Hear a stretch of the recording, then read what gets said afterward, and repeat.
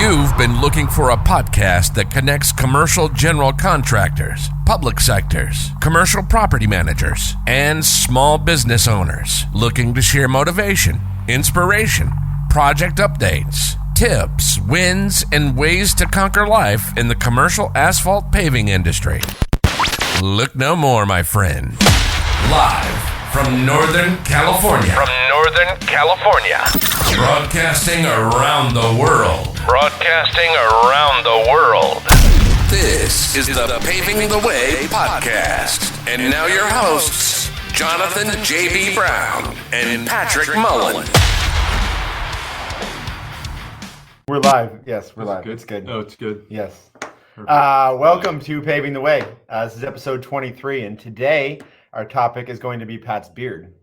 I'm JB. I'm Patrick. Switch those. So how about that beard?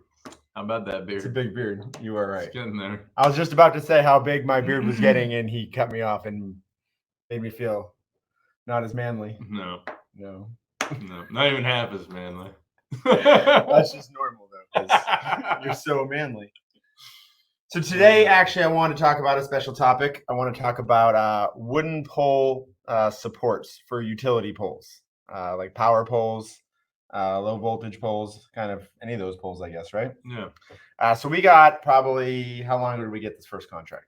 Probably 3 or 4 years ago. So 3 or 4 years ago, we got a contract for SMUD doing pole supports, where we would go out and they would identify poles that needed to have repairs done to them. Not repairs. I mean, what are they?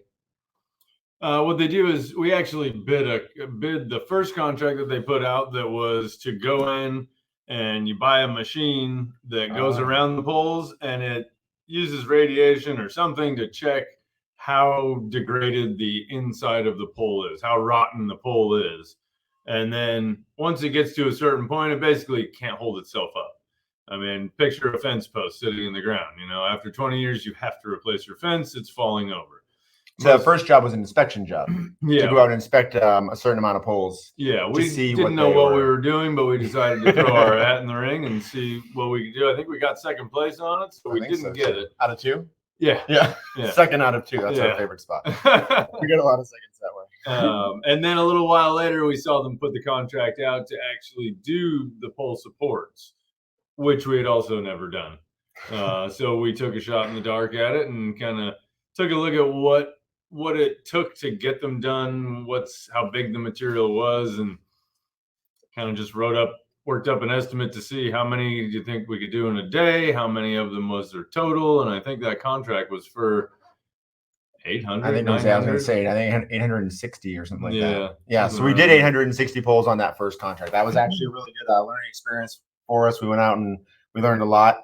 Actually, we check out social media. I think we're putting some videos up here of the guys doing the work. We built a little video in the beginning, like of how to do it, like a step-by-step, and then we have it to use kind of as education for these guys. Also, teach them as part of the B&amp University that we're building, which is to educate our customers and our employees on the proper ways that we do things and the proper ways customers can expect our stuff. A little shameless plug, I guess. But what I've been thinking about for the last, so we have another contract that came out. So we got another one of these. Yeah. And we're doing about. We finished that one. It ended up being a pretty decent job. So we're like, okay, that was relatively easy to do, easy to schedule, easy to work with the guys that were running it, generally speaking. They did actually go ahead and take one of our best guys, though. Oh, yeah. SMUD. Yeah. But not directly through this. He had been wanting to work for SMUD for a while, so finally got the call and left.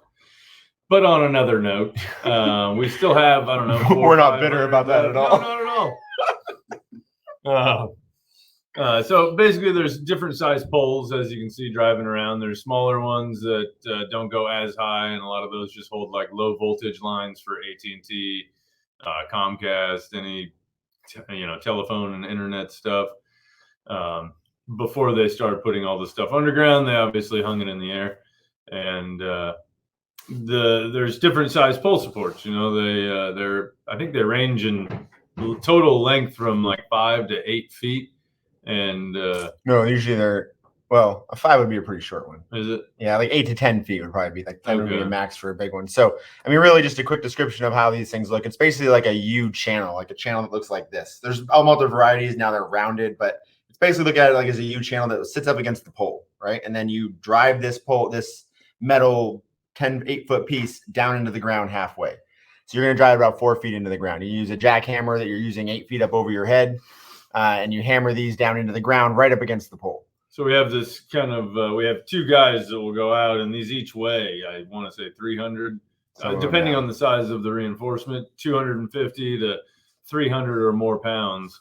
So you got 2 guys that lift it off the truck, stack it against the pole, stand it up, and they wrap some straps around it to hold it in place. And we have a big jackhammer that attaches to, I don't know, 10, 15 feet up on the pole, that has a special foot on the jackhammer that goes over the top of the thing. And basically it does all the work. You just make sure that it's being driven in, and the jackhammer just slowly tick, tick, tick, tick, tick, smashes this thing slowly into the ground. And once it gets to a certain point in the ground, then we come back and we put these heavy duty steel bands that go around it to hold it in place, a cap cover that goes over the top to keep the rain out, so water doesn't sit in there and rot the pole faster. Yeah. And basically it makes it so they don't have to replace these poles for a long time. Yeah, I think it can add 10 to 15 years onto the life of a pole. Yeah, I'm not sure. I mean, I don't think the rest of the pole would have to rot before they would want to replace it, because these things will literally take a completely rotten pole that's shouldn't be standing on its own, but is, just because there's wires attached coming in from both sides, so it can't really fall. But it takes all of that weight, all of that load, and holds it, and it's good. I've seen graphics where they actually have the pole where it's sitting like a foot or 2 off the ground, and the brackets down in holding the ground, and the top's holding the pole, and it'll do all of the work of supporting that pole. We actually did that. We did that on a pole that was starting to fall over. Now that something you said kind of triggered that, remember? Department of Water Resources. Yeah, at their yard. We had a pole that was all sand up there, right? Yeah. And that pole was going to go over, and we drove this thing down in there on both sides, I think. We had 2 of them.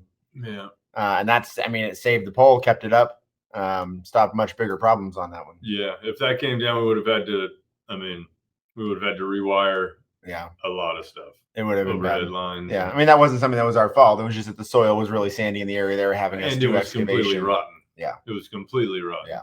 It was. I remember. Oh, I do remember that.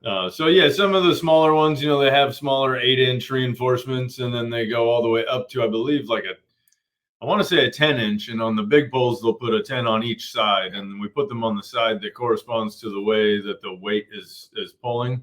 That's which direction the lines are pulling on the actual pole from. Yeah, so I think it's a good topic to kind of just talk about and let everybody know. I think that a lot of people, this probably doesn't really affect a lot of people, right? But I think also there are people who have properties that they may have a pole where a situation like this comes up, and they might be like, whoa, I have that. Or rather than paying, a utility company or a really high-priced electrician, $10,000 or more to come out and basically undo all your wiring, shut all the power off to it from the transformer, take the pole down, you're out of power for at least a day. To replace this pole, we can come in and in about an hour and a half, 2 hours, drive a post in, reinforce your pole, and you're good to go for 20 more years. Yeah. I remember we saw that, we saw a pole down on the coast. We were down on the coast a couple weekends ago, and there was a pole. It been hit by a car or something, right? Oh my God. They took 2x12 and had it standing on edge like this, and a 2x12 on the bottom supporting it. I'm like, I don't think that's supporting much. He literally pulls me up. He's like, that would be a full support candidate right there. But also, I think that we're kind of trying to start to reach out to some other utilities too, because I think that there's a lot of other people. I think SMUD hadn't even done a lot of these for years. Yeah. They kind of came back when we got this last contract. So I kind of want to talk about it and put stuff out there so we could build some education around this. If anyone from PG&E ends up getting their eyes on this, there's actually just in Northern California, I want to say Terry said there was, numbers aren't my thing. I can't remember. I was going to say 23, but 4 million poles. Something crazy. There's a ton of poles, and there's a lot of other utility companies. So we thought we'd kind of spread the word around these, have a conversation about them. We have two. There's actually two providers of them now, so we've gotten them from multiple different places now. We've used two different companies. Yep. Like we said, on our second full contract of another 300 poles. So yeah, there's not many people that will do this type of work. I don't know if it's just because it's kind of a niche market, and there's not a whole lot of these contracts that are put out. But when we bid them, when we bid these jobs, I think there's only 2 or 3 people that are bidding against us. There's only 2 manufacturers that we found in the country that make them, and they are in Middle America to the East Coast, and they ship their stuff out here. So we have to buy them by like the rather large truckload to make the shipping worth the cost, because it costs about $5,000 to have them shipped out here per truckload. For sure. So I just thought that'd be a good little educational thing to talk about today. Yeah, if anybody has land and has some poles out there they want us to come take a look at, we can definitely do that for you. Obviously, the estimate's free of charge. You can know that it'll probably be a couple $1,000s to get it done, and it's pretty quick. And but it's a lot faster. I mean, especially because I think people don't really I wouldn't even think before this that poles would deteriorate, right? Yeah, I thought they're made out of wood that would rot and never really come up. But I mean, especially out with property, I mean, you got a bunch of poles that run power to your house, and you get a big storm. I mean, last thing you need is power going out in the middle of the night. Yeah, what I've noticed now, a lot of the really big ones, they're doing a concrete base that goes all the way into the ground. The whole thing that's underground is concrete, and then the steel pole sits on top of it. The concrete's tapered, and the steel pole will slide over the top of that, so concrete doesn't really rot. Yeah, that'd be for the cost of those has got to be more though than a wood pole, I would think, right? Oh God, yeah. That's something that's major transmission lines. Yeah. All right, on. Cool. Anything else you got, Pat? No. Check us out on social media: Instagram, LinkedIn, Facebook. Like I said, there'll be some videos of this kind of work going on that you can check out.